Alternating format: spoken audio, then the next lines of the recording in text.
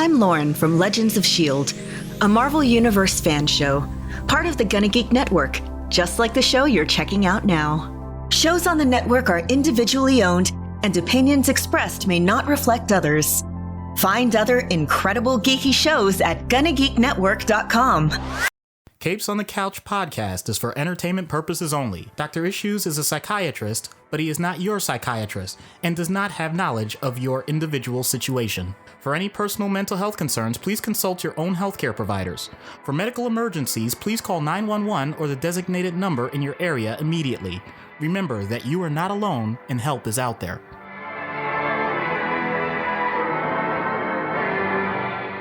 Hello and welcome to Capes on the Couch, where comics get counseling. I'm Anthony Sitko. And I'm Dr. Issues. This is issue 167, and we are wrapping up Lantern Month with Jessica Cruz. And Chris from Play Comics is phenomenally excited about this. He has been waiting for us to cover Jessica Cruz for a very, very long time.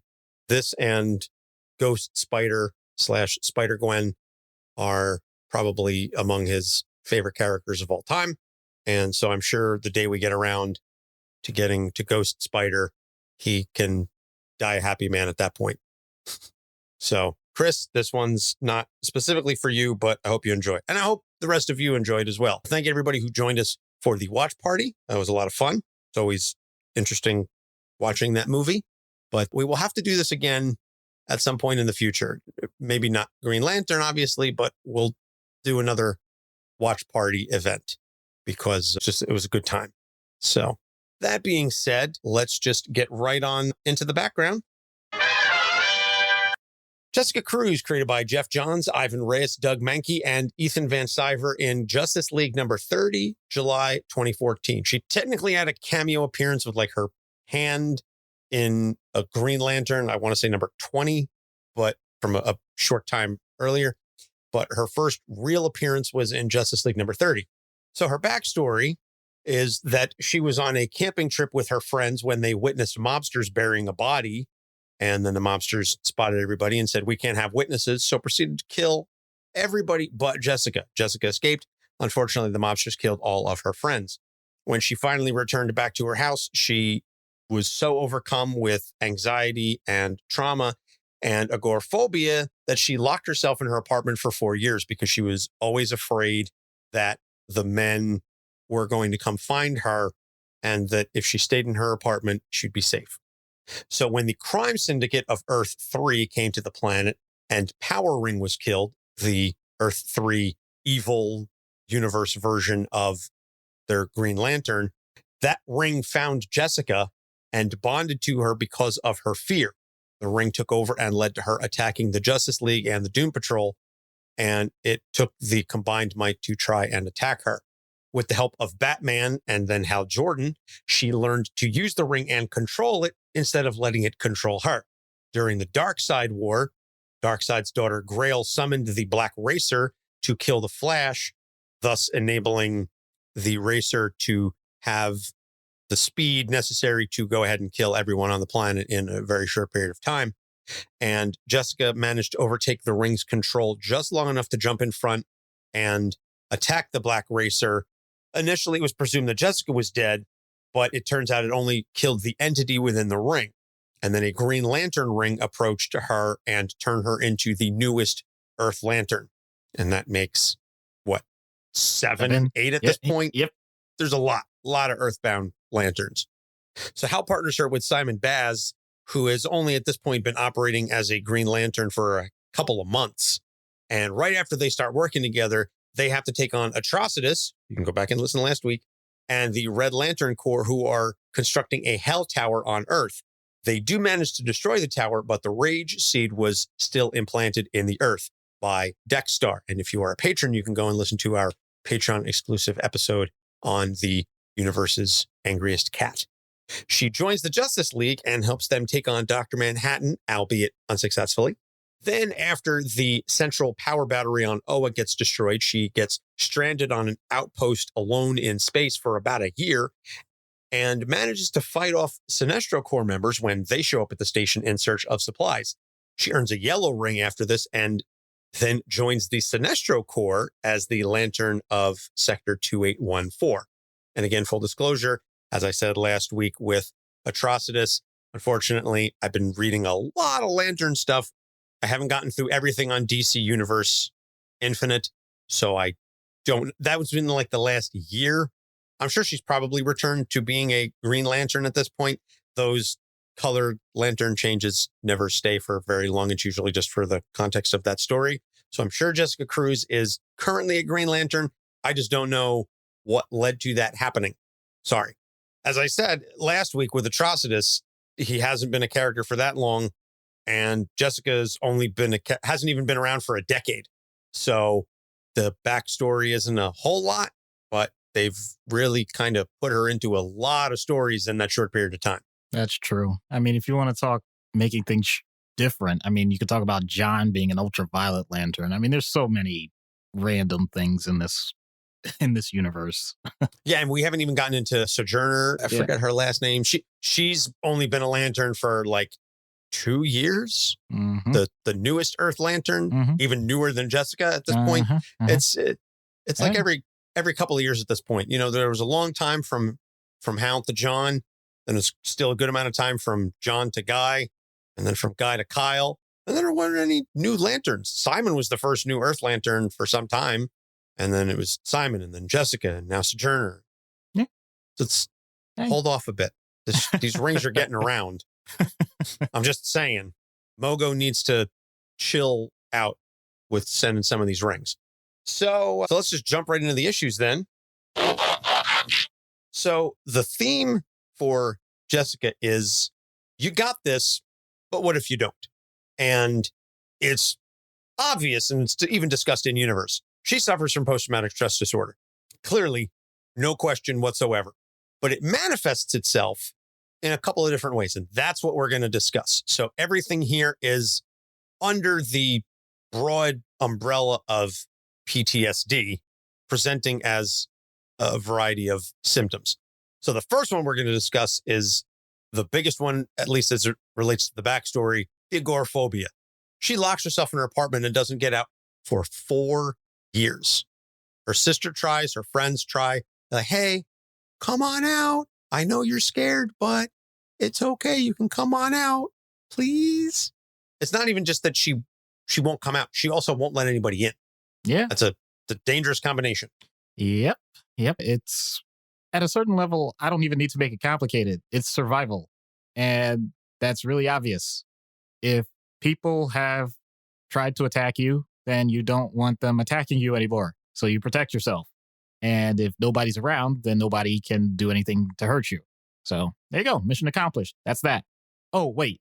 You still have to do other things in life. You still have to interact. Or even if you don't interact, because let's be honest, the technology and the internet allows for a certain base level of living, communication. You can get your needs met. You can get food. You can get supplies. You can do that. You'll be miserable. I'm sorry. I'm just going to say it up front. And I'm saying this as a guy that sometimes does have that pipe dream vision of, what if I were just like in the Smoky Mountains in a cabin and just chilling by myself and not having a care in the world and all of that. And even I admit I would really have some trouble. We are social creatures, and it creates dissonance. You are taking care of basic needs, but this is going to go back to Maslow, and I don't think I've ever approached it this way. When we say Maslow's hierarchy of needs, sometimes we're shortchanging the need part. It is a need for self-actualization. It is a need for us to be together. It's not a want. It's not a wish. It's a need. Yes, the other bases, having food, having shelter. Yes, those things, if you don't have the others, need to be taken care of first. The other needs still have to happen. And when you shut yourself off like that, you are depriving yourself of a need. But the other base fear that you have overrides that. So you end up putting yourself in a position mentally where you will just not be able to survive that long. Yes, physically you can survive indefinitely. I get that. But the rest of you is wasting away. And that can be incredibly difficult to overcome. And even our laws make that difficult to overcome. I mean, what do? Are you just saying to someone, hey, this is the police, come on out? Why? They haven't committed a crime. You can't do that. So it makes it difficult for people, even the people that you care about, as Anthony so eloquently put it earlier, even if you're just saying please, that doesn't mean they have to answer. So this is something that can really devastate a person, because we do lose people to the world because of this. And I'm not talking about whether or not they're suicidal or they're doing anything else. It's just simply they don't exist in a way that we think or we know they should. And that is something that's incredibly sad. Even if it's not a matter of saying that you're completely shut in, the hypervigilance associated with PTSD can play a huge role. Even when you're with people, you want to make sure you know everything at all times. You want to know where everyone is. You want to know your exits. You want to know all these things that, yes, in an unfamiliar environment are important and should be known, but don't have to take the forefront. The world doesn't have to be a battlefield.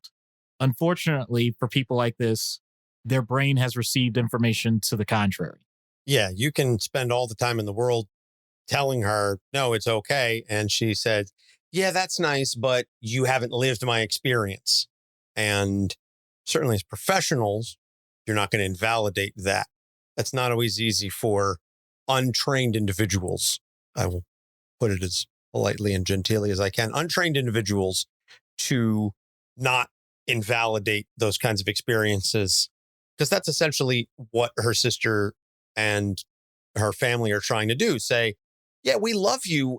And I know you're upset about this, but I still need you to come out and to let us in. But the trauma has literally rewired her brain. And so even the friendly people, she's still going to possibly see as a threat.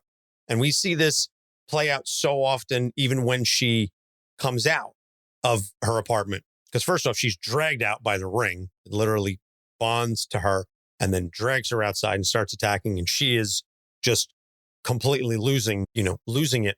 But once she is even able to leave the apartment and she moves in with her sister and so on and so forth, she's constantly saying to herself, this is like my own personal hell, is being outside. Like, I'm aware that I'm not necessarily in danger right away, but I'm starting to get a little creeped out because there's a lot of people here and it's a wide open space and this is just not my comfort zone. And I just want to be in a nice little contained area where I have awareness of the entry points and exit points. And she starts thinking like a survivalist. And that is not always the best manner to approach these kinds of situations.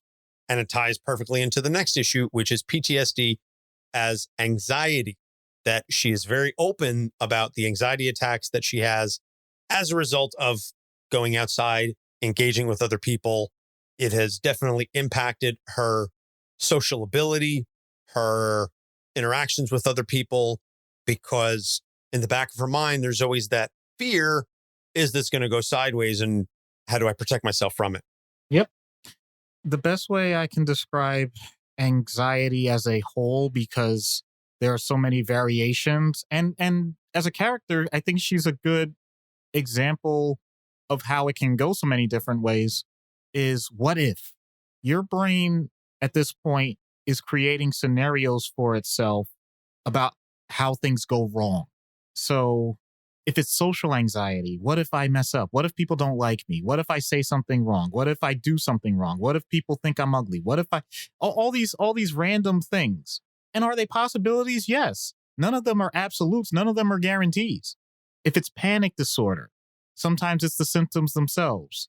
Yes, I'm short of breath. Yes, my heart is racing. My chest is pounding. I'm sweating. I feel like I'm going to die. I feel like the world is coming to an end. All those things. What if that keeps happening? What if this never ends? What if I really do die? What if somebody's observing me and it's embarrassing? What if someone's trying to help me and they can't? What if I could spread this to someone else? All sorts of irrational thoughts. What if it's pure phobias? Oh my God, this thing looks horrible. It's going to kill me.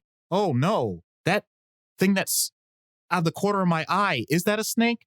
Oh my, we're near water. What if there are sharks in there? Oh my goodness, I can't believe that I am up this high? What if I fall and die or get seriously hurt? All the things that pop into your head. What if it's generalized anxiety, just a mismatch of all of these different things at any given time or chronically? And for those that can't see because it's audio, Anthony pointed to himself and, who has two thumbs and is going to do the same? This guy. All of it. It's just the thing that I'm describing right now. Many of you may not have thought of in this format, but I think a lot of you have. And I think a lot of you that have listened to this podcast over the years have wondered why this hasn't really come up the way I'm saying it right now, because we've done so many characters and we've done some things related to anxiety related things, but some of you may have thought to yourselves, well, it can't be that bad because they haven't touched on it specifically. It's because most of us live it. And maybe I shouldn't say most because that implies a majority, but statistically, anxiety disorders are the number one disorders when it comes to mental conditions in the world, period. Not even close. And the idea that for whatever reason, we have normalized it for the sake of our own day-to-day survival is not that surprising, because I want to separate that out from anticipation, from the idea that you have something that you're thinking of and it's giving you a sense of restlessness or unease because you know it's about to happen.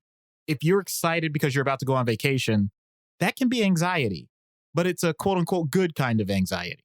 So there are so many variability to how a person can present with these things. It would not do me justice to say that there's any one way a person is going to experience it, but I'd be very surprised. And I do get very surprised when people say, oh no, I've never been anxious. I would dare say, you just haven't been aware. Yep. Diagnosed with generalized anxiety disorder, and it couples with the ADHD. So it's a fun combo there, but it's not a situation where I'm constantly worrying about everything. But if something pops up that there are too many variables or variables that I know that I can't conceive of, there may be one or two variables, but those variables have so many permutations that I can't figure it out. That's a problem. So yeah, it's been a fun 40 years for me. And reading how Jess was viewing everything, I definitely understood why. And there were definitely moments where I was like, okay, I'm there. I get it. And I think, frankly, that may be one of the reasons why she's taken off in popularity as a character as much as she has, is because she's being written as so open and honest about it. It's not just a situation where she's saying, yeah, I went through stuff, but I got over it. It's a constant daily struggle. And it's also shown that it's not consistent, which is completely accurate. That she has great days where the willpower is there and she can create all kinds of constructs and this and that. And then other times where she could barely get enough power from the ring to do the most basic stuff, because that's any of us suffering from any number of things where it's, yeah, you can have a great day. And then the next day or 2 days later, it's not crippling, but there's definitely something's off and I'm not firing on all cylinders.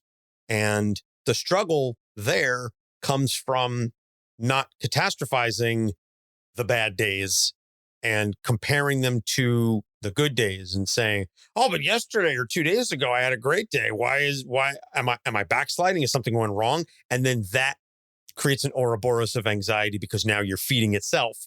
Not that I'm speaking from personal experience in any way, shape, or form about this, but that's what it feels like. And that's what it comes down to, is this idea, that's what it comes down to, is being able to say, I'm going to take this day as it is, and I'm going to do the best that I can today with whatever my brain chemistry will allow. And if I'm not able to accomplish all the things on my list, if I'm not able to do everything that I need to do, that's okay, because I can try again tomorrow. And maybe tomorrow there will be a better set of circumstances. And this is me again speaking from experience, not saying, well, if tomorrow is also another bad day, well, then I'm up the creek without a paddle. or what's wrong with me, et cetera, et cetera. It's showing yourself grace. And much like in, historically speaking, the Green Lantern power ring was weak to the color yellow. Anxiety is weak against internal grace and empathy, that it's ineffective if you can harness that ability to say, I acknowledge myself as I am. I love and appreciate myself as I am. And if I'm having a bad day, that does not make me a bad person, and I'm not going to catastrophize it. Jess is working on that, but as we all are, she's human. She has good days and bad days. So that leads then into the third issue, which is PTSD as imposter syndrome. And this is another thing that she is very open and honest about, especially in the beginning, that I'm not meant to be here. The ring chose me. It should go to somebody else. I mean, we've talked about reluctant heroes fairly regularly on the show, but this is a situation where she is saying, I don't want this ring. I don't deserve this ring. I don't know what to do with it. Yeah, at its most extreme, then you start getting into dissociative traits. The idea that either things aren't feeling real, you're not feeling like yourself, or you're out of your own body, even to the point that you're doing things and you don't even remember them anymore because you ended up on autopilot somehow. So that's the extreme form that you can see sometimes in post-traumatic stress. To relate it back, because not everybody has PTSD outright, there is something that's absolutely terrifying of the notion that you have a responsibility for something and you can't meet it. And in the moment, there is no amount of external evidence that's going to change your mind. And yet somehow, and this is where the dissonance is, somehow you do have either the knowledge or the actions that in that given situation, you are still able to perform. Because what we're talking about when we say imposter syndrome is not the idea that you're going to be found out for being a fraud. Yes, on the surface, that's what we're saying. But what the anxiety-inducing thing is that despite the fact that you have demonstrated your abilities and skills in the first place, people are going to think that you're still not good enough. That is a much more insidious and painful way to look at it. And that's the part that really drives potential guilt and shame. Because if it really were a matter of someone saying, ha ha, found you out. I mean, kids play hide and seek. It's a fun game. We dress up for Halloween. We do all sorts of things that are actually very entertaining and enjoyable for us if we step outside of ourselves and do it in a way that we wouldn't normally do. That's invigorating. That could be a great thing.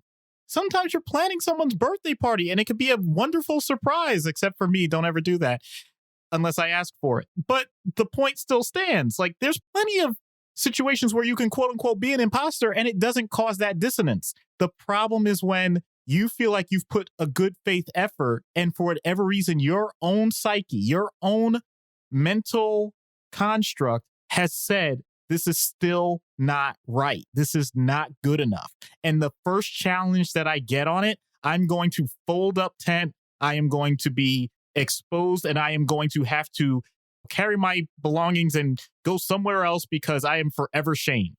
As I'm saying that out loud, doesn't that sound ridiculous? It doesn't matter.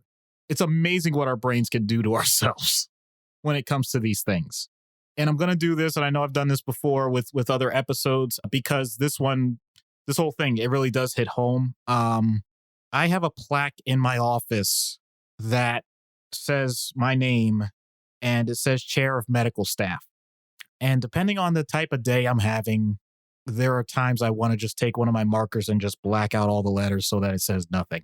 Because I think to myself, how on earth am I ever going to be able to live up to the idea that I'm in charge of other doctors, nurse practitioners, that I'm in a sense responsible for a hospital, that people trust me, that people think that I can do this, when I was a kid that used to pee on himself in kindergarten. That sounds totally irrational, doesn't it? And yet, once in a while, a random thing like that will come up and I'll say, you are still that piss-laden kid that couldn't stand up to a kindergarten teacher because she was screaming at you. And thank goodness I have enough people around me and people that love me and staff members that validate me where that doesn't get in my head. And the funny thing is, every day when something happens, I'm the first person to raise my hand and say, you know what? I screwed this up. And people say, how do you do that? I'm amazed at your candor. And I don't say it out loud, but it's because it allows me an opportunity to actually say, you know what? I do make mistakes and I'm still more than enough for what the situation needs. I can be confident in myself, even with all those flaws. And I don't really have any neat way to end it. So I'll just leave it at that. I appreciate you kind of, God, I'm really trying to figure out what to say here. I appreciate the raw nature with which you expressed that and the vulnerability. That's really the word I was looking for. The vulnerability that you demonstrated right there. It was, as hard as it was to listen to you say that, it was kind of even harder to watch. And obviously everybody here doesn't have the benefit of video, but just to see the expression on the face and the tears. And I'm not saying that to denigrate or anything. I'm saying I understand the honesty and the vulnerability that took. And so I just want to say from the bottom of my heart that I appreciate that. And, you know, I love you. And I thank you for that. And I think this is a situation that our listeners are probably intimately familiar with, maybe not necessarily the specifics of that, but just that understanding that if something goes wrong, your first thought is the reversion to the worst version of ourselves. And I can tell you from experience that it sucks when you get that mental replay for no good goddamn reason of that embarrassing moment in third grade or that horrible thing that you said last week or the time that you were, you know, in judges' chambers trying to present an argument and they ripped you 7 new assholes for something that wasn't even your responsibility nor fault, but the judge just decided to make an example of you. Again, not speaking from personal experience or anything, just trying to advocate for my client. But yeah, it sucks. It sucks to feel that. And it sucks even harder to believe it. And that's why we are honest on this show. Sometimes maybe too honest, but whatever, if such a thing exists, because we're breaking down that stigma, because everybody, every single individual person on this planet feels this way at one point or another. And if they tell you they don't, they are lying through their teeth. So Jessica is absolutely no different. She's not real, but she's real when it comes to this. So we're going to take a break, grab some tissues and clean ourselves up a bit. And when we get back, we will get into treatment. Stay tuned. You know, it's fascinating. Like the emotion itself comes out, but like, in all honesty, I'm actually okay. Like, well, yeah, because I think it's the fact that you're speaking about it. I don't want to say clinically, but in that sense that you're speaking about it. So you're bringing it up, but at the same time, you're not living the emotion. Like you're reliving it, but you're not living it. And right. that kind of and that's the distance thing, provides some safety. The thing about it is, because I had about 4 or 5 different things I was going to think of that I could have used as examples. I used that one because that's the most irrational one that I have. It's just the idea.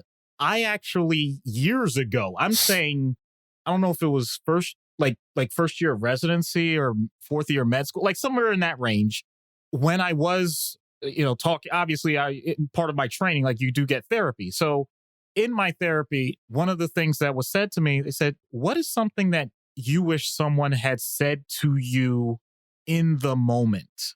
And I said, you know what, to be honest with you, I just remember standing there and like being soaking wet and being exposed. Like in terms of saying like, yeah, pee my, that sort of thing.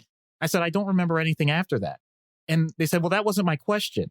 Don't worry about the moment itself. What do you wish someone had said to you? And I'm like, I wish someone would have said to me, like, it's okay. Like that, like, that's just one moment. Like, don't worry about it or something. And he said, well, do you think someone said that to you? I said, you know what? Probably, And I said, but you know what? I wish someone would say that to me now. They're like, what do you mean? I said, well, I don't relive the moment, but I still think of myself as that kid in those bad times, and it'll happen randomly. And their point was, remember that you're more than enough. You have shown it time and time and time and time again. He said, I still remember, he said, like, he's like, I wouldn't say that to everybody, because if you don't have the evidence, you can't make it up. In your case, you're in, actually, yeah, I do remember it was first year of residency, because he's like, you completed medical school. You're a doctor. You're a literal, like, 1% of 1% of the world to do that. How the did you do that? That was he said, how the did you do that? I'm like, somehow. He's like, that's the point. It doesn't matter how you did it. I'm like, oh, okay. They're like, no, that's the point. Like, you have to say it, not me. I'm like, so yeah, I always remembered that. So that's literally the counterbalance I do, because that moment will pop in. Immediately I go to that. It doesn't even matter. You're more than enough. Like, all right. As a matter of fact, I think, what was that? That's that Instagram thing with like Green Lantern. What was it? Recharge. That's where a lot of that was coming from. When I had to write out that thing, like that's really where that part of my mindset came from. And so I didn't realize that's why I was putting it in there in the first place until just now. Damn. Okay. Anyway. All right. Listen, breakthroughs are breakthroughs. They don't always happen at a convenient time, but that's not what makes them breakthroughs or understanding. So I'm glad you had it, regardless of when and how it came about. Yeah. Hello, everybody. I'm Steampunk Link. And I'm ME0. And we are the hosts of the Snescapades podcast, a chronological journey through the North American Super Nintendo library, 3 games-ish at a time. We play them briefly, judge them harshly, and rank them. As we do that, we go into the history of the games in question, who made them, when they were made, and any interesting stories that surround them. And we'll also probably sprinkle in a few bits of leftist politics here and there. Just look for Snescapades on Anchor or your favorite podcast app. You can also check us out on honestpiranha.com. We hope to see you there, and play it loud.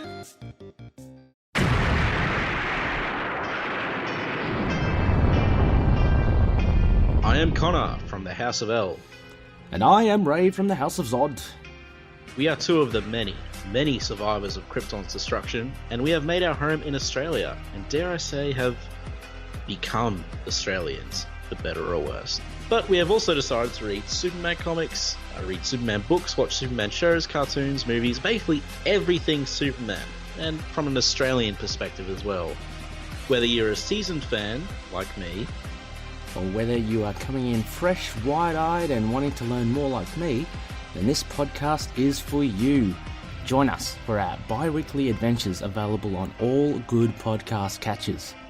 so just search for Last Sons of Krypton, a Superman podcast. We'll be coming to you from Australia or some cosmic dimension, wherever we are that week. Up, and away.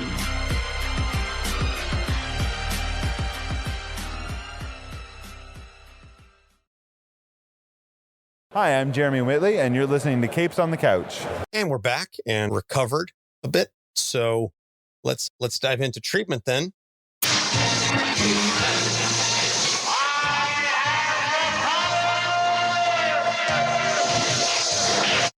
So in-universe treatment for Jessica Cruz. Oh, wow. I'm not so sure that there's a difference in treatment. I mean, in universe or out of universe with this, to be honest with you. I was thinking about this ahead of time because it's really not the powers themselves. It's not any other factor. You have someone that's experienced trauma and they're trying to work through the anxiety of all of it on a day-by-day basis. So I'm just going to combine in universe and out of universe, as I've done a few times. I do think that having a goal journal would be a great idea. Not the stereotypical what were your thoughts that day or anything like that. And not necessarily affirmations. I'm talking more basic than that. It's a mood journal. It's what are you feeling? Usually you could do it once a day, but you can do it, in the morning and then at night, because that also can give feedback as to how things changed.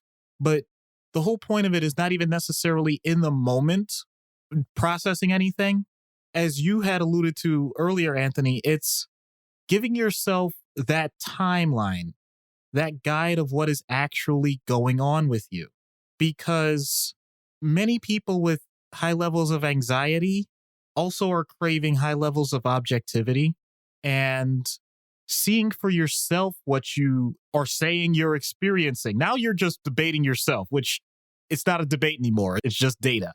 And seeing for yourself, for most people, either you're going to get the feedback that things aren't as bad as you think they are, or you're going to get the feedback that you have things you can act on with the assistance of a mental health professional.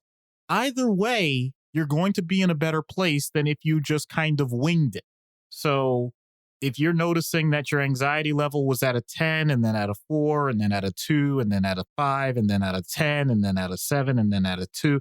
All right, fine. We're going all over the place. Guess what? That means that it averages out to something that can be fairly decent if you can just get the range under control. Wonderful. If it's something where you see it's actually a 2 and a 4 and a 7 and a 4 and a 2 and a 1 and a 1 and a 1 and a 2 and a 10. Okay, something happened that day. Do you remember what it was? It's a great tool to use if you use it properly. And I wanted to introduce it because I don't think I've ever introduced that type of journaling before. And I think it's an opportunity for people because you don't need a guide to do it. You don't need anybody outside of yourselves to do it. And I'm not trying to put mental health professionals out of business with that. I'm saying you can do something in the moment for yourself on a daily basis, get the feedback and go ahead and start to feel better for yourself. This is something that is so germane to having a locus of control, which once again can lead to a source of anxiety when you feel like there are things that you just don't have a handle on, that it keeps you grounded in a good way. So just some food for thought. I guess I never considered the opportunity to combine the in-universe and out-of-universe because, to your point, there's nothing you'd be treating her for that has anything to do with her powers. Realistically speaking, I mean, okay, maybe the imposter syndrome is a little bit related to the power and the ring, but otherwise, it's unfortunate to say that any real person could have gone through exactly what it is that she went through and with respect to the PTSD and had the exact reaction that she had. There's nothing unrealistic about any of that aside from the ring. Yeah. The journal is not a bad idea. I think I might get back into that myself then. Not necessarily for the PTSD stuff, but it might help with the anxiety. I do think that some people tend to maybe use social media or blogs and stuff and make it like a public thing. I don't know how healthy that would be or how helpful that might be. But if you find that it works for you, then I'm not certainly going to yuck your yum. But I think something private might give you a little better safe space to be more open and honest than you would, because I think the inherent flaw in the social media thing is you're trying to put on a braver face, or alternatively, you're trying to make it seem worse to garner sympathy points. Again, I'm just kind of talking out loud here, but I do know that there are people who say, I don't need a journal. I have social media for that. I have a blog, whatever. It's close, but not the same. It's not the same. So I would say if you're going to do that, make it a personal, private one. So, well, we've got another guest ready to help us with our skit. Lauren from Legends of S.H.I.E.L.D., the fellow Gonna Geek Network show, told me privately, this is a while back, said, if you ever get around to doing an episode on Jessica Cruz, I'm calling dibs. So with the help of Lauren, let's see what happens when we get Jessica Cruz on Dr. Issues' couch. Hello, Jessica. I'm Dr. Issues. Hello, Doctor. What can I do for you? Well, to be honest, I'm a little bit creeped out. Why is that? This isn't what I expected. Your office is unique. I have to admit I've made some recent changes. I have to keep up with the latest breakthroughs in therapy. It looks like you may have gone backwards instead. What do you mean? Well, first of all, I thought there would be a couch. Why is there a beanbag? And what is that lavender smell? I've come to realize that the environment is way more important than I first thought for patients to get better. So The beanbag, it's warm and comforting, and lavender is known to be very soothing, but, I didn't stop there. I'm sure you noticed that tall lamp as well. Yeah, I think that's something that I should really talk to you about. It looks like something that I've been researching. Well, it's part of my new concierge model. I want to be able to dedicate myself to my patients more and in a fashion that will allow for the best results while honestly not stressing me out. I apologize. I just realized I haven't really focused on why you want my help in the first place. 'Cause I've been through some bad stuff. That's why. And there are some serious times I feel like I can't do this at all.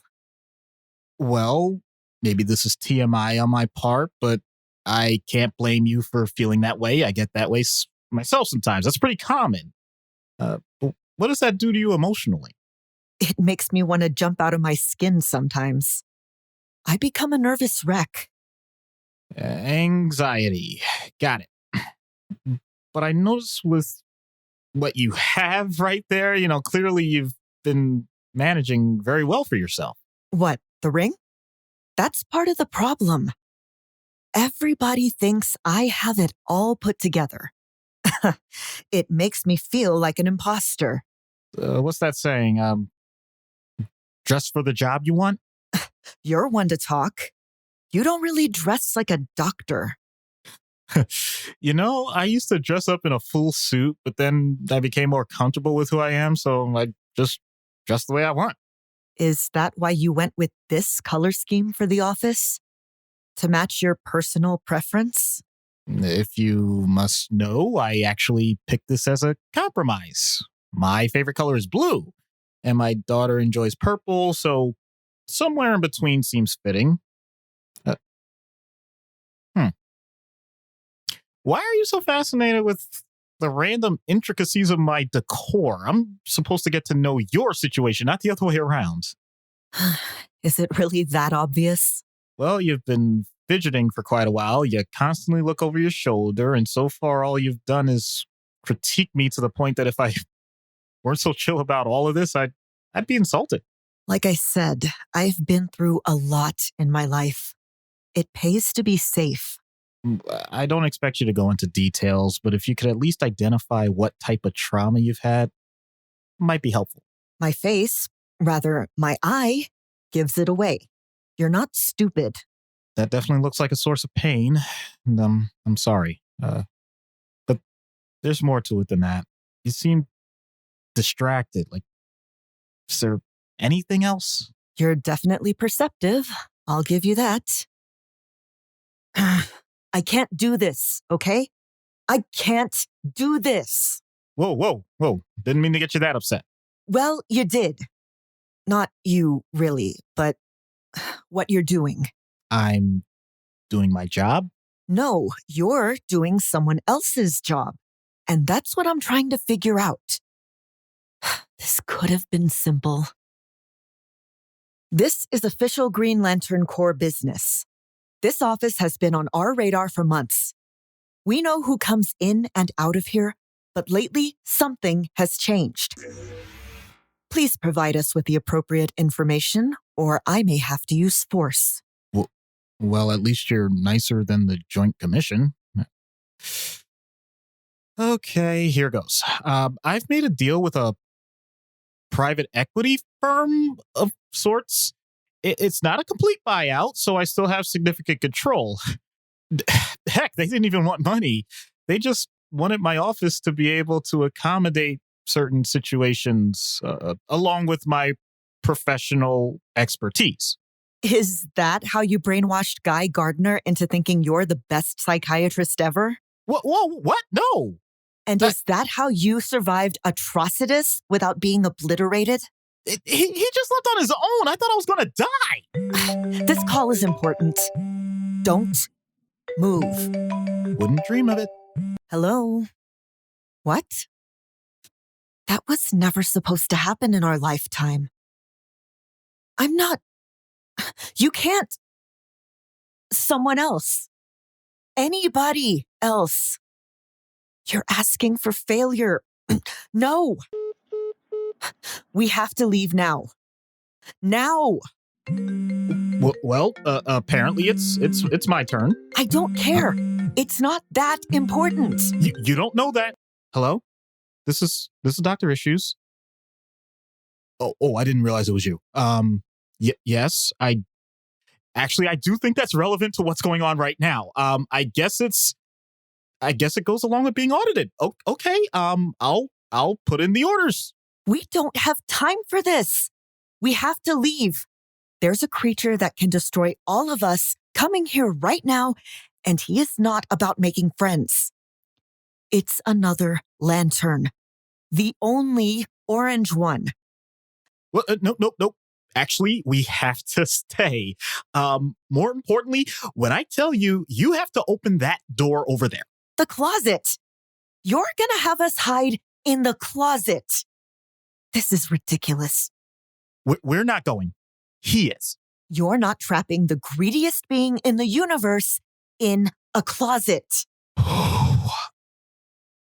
Please understand that I am terrified right now, and the only reason I'm keeping calm is that this is what happens to me when I know there are things that must be done. So for the sake of your life, mine, and everyone that we care about, just open the door when I say so. I'm begging you. And when this doesn't work, then I know I will have done everything I could, and I know a hero such as yourself will fight to her last breath. But I really hope it doesn't come to that. every day is a fight. Every moment. The choice to get out of bed, to eat, to smile. Everyone takes that for granted. And you really think I could fight that? Whatever it is, when it gets here. Thank you for fighting. And winning all of those so far. All those examples. Like, so much of anxiety is all about the what if. And you just feel like you got to keep proving yourself. The good news is that there'll come a day where you don't have to ask that question anymore. For me, I don't know when that is. But for you, maybe today is the day. Now! Not yours! Not yours! What was in... Hold it. Yes, I'm putting them in. Yeah, I'll go ahead. Okay, I think the Hal Jordan owl should work if it's administered as an inhalant.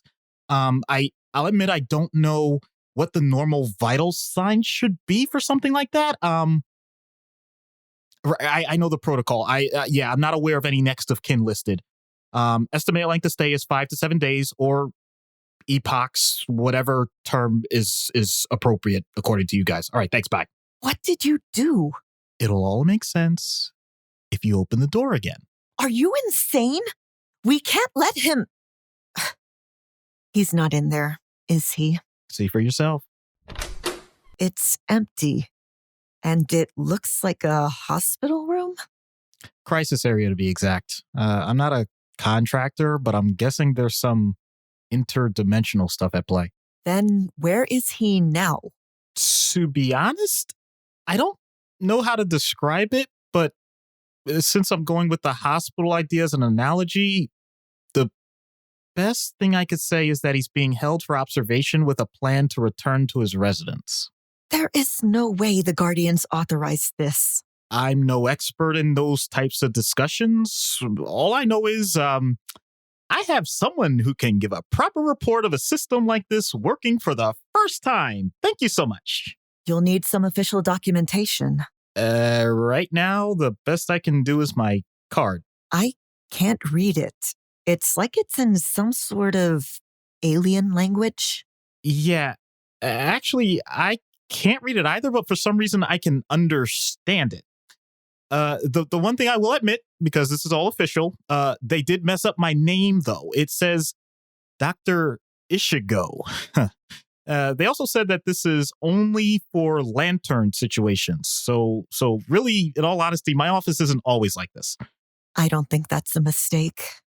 Knock. Thank you, Lauren, for another awesome job. Appreciate that.